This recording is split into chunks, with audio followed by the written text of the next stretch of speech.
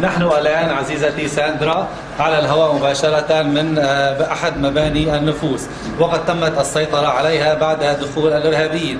بالمناسبة هذه أود أن أهنئك بعيد الزواج الذي لم أتمكن من حضوره بسبب مهنتي الإعلامية.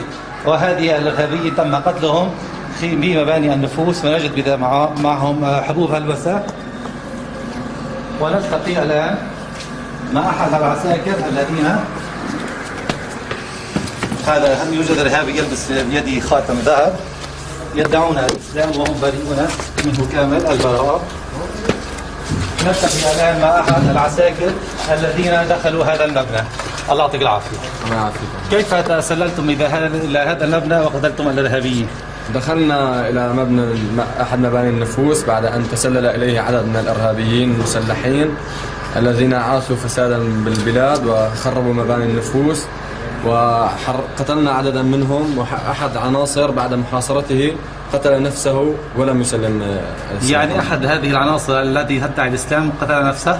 الذي يدعي الإسلام أحد عناصر يدعي أنه من المسلمين قتل نفسه ولم يسلم سلاحه. وقد دعوناهم قبل دخول المباني إلى تسليم أسلحتهم وأنفسهم كي لا نقتلهم لمنع إراقة الدماء، ولكن لم يستجيبوا إلينا. هل تم العثور بحوزتهم على جوازات غربية؟ تم العثور على أناس من خارج بلاد سوريا، من بلاد عربية وغربية، وعثر على جوازات سفر تدل على هذا. بالنسبة للاقتحام، ألا تنصحونهم قبل الاقتحام بأن يسلموا أنفسهم؟ طبعا نصحناهم، حكينا معهم سلموا حالكم، سلموا سلاحكم، نحن أخوات، نحن سوريا بلدنا وبشار قائدنا وأنتم مغرر فيكم الدول وسلموا سلاحكم. ما حدا استجاب لنا. ماذا تقول للذين غرر بهم من قبل قطر والسعودية؟ بطلب منهم يسلموا حالهم ويسلموا سلاحهم وبيتم الإعفاء عنهم إذا ما تلطخت إيديهم بالدماء.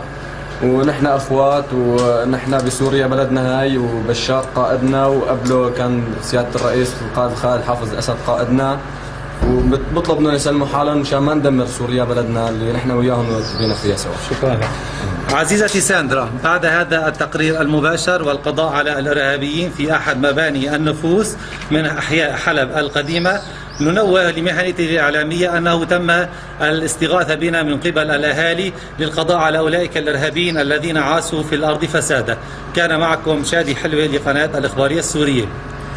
يا شباب بس خلصنا التصوير، قوموا.